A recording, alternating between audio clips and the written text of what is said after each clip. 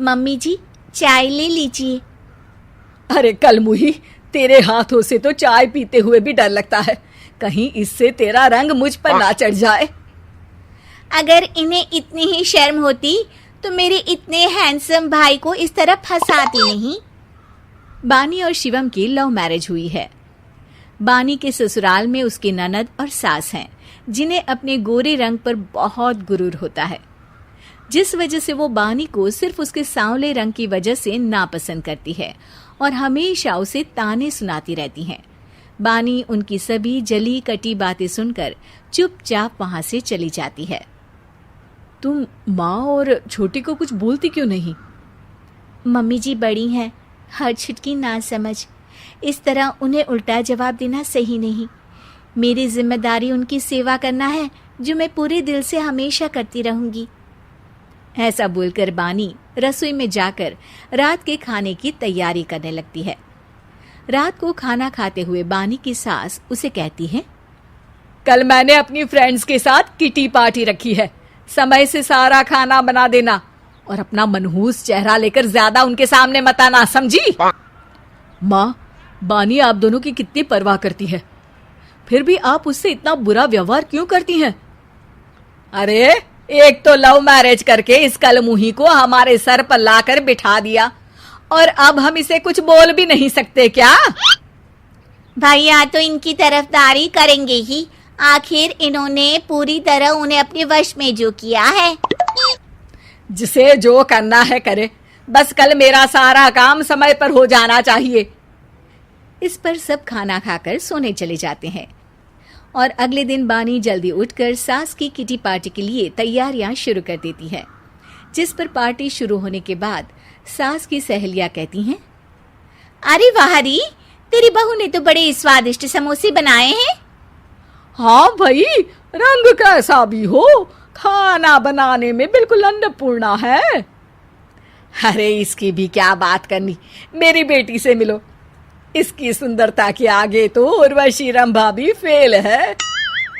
उर्वशी रंभा को तो फेल कर देगी, पर क्या अन्नपूर्णा बन पाएगी? अरे इसे काम करने की क्या जरूरत, उसके लिए बानी है तो, और मैं तो इसकी शादी भी किसी नौकर चाकर वाले घर में ही करूंगी। बानी वापस रसोई में चली जाती है और किटी पार्टी चलती रहती है। उसी रात को बानी की सास गुस्से में चिल्लाते हुए अपने कमरे से बाहर निकल कर आती है।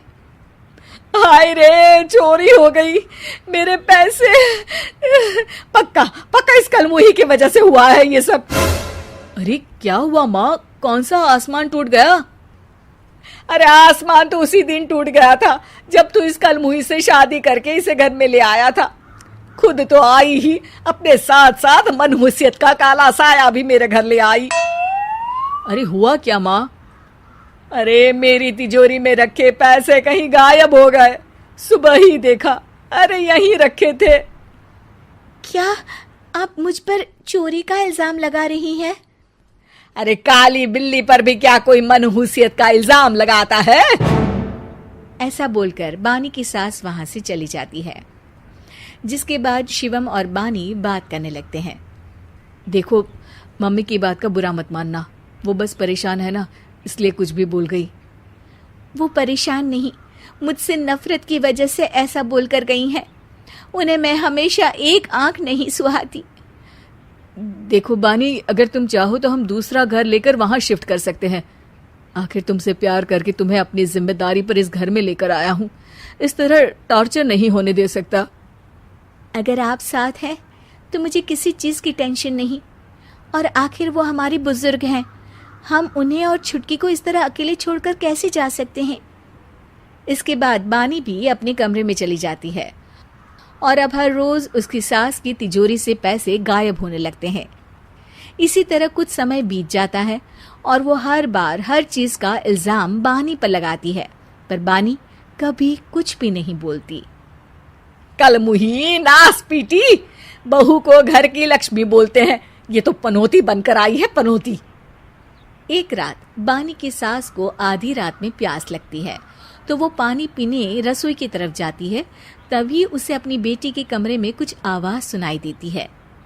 हाँ हाँ, मैंने मम्मी की तिजोरी से हर रोज थोड़े थोड़े पैसे निकाल कर हम दोनों के लायक खूब पैसे इकट्ठे कर लिए हैं।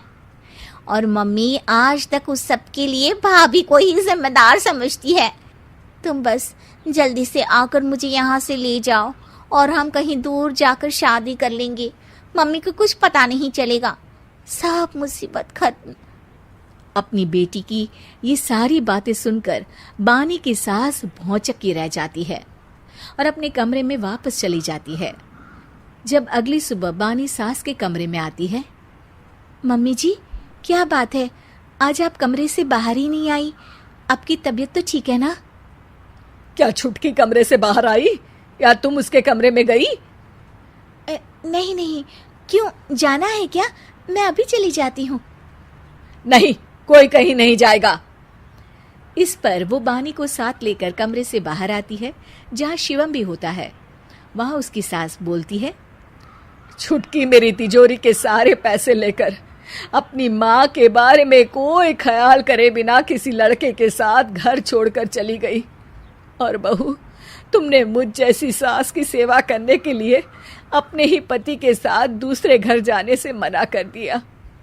मैंने हमेशा तुम्हारा रंग देखा अच्छा ही नहीं, जो मेरी सबसे बड़ी गलती है। मुझे माफ कर दे बेटा। और इसके बाद बानी की सास कभी अपनी बहू की तारीफ करते थकी नहीं।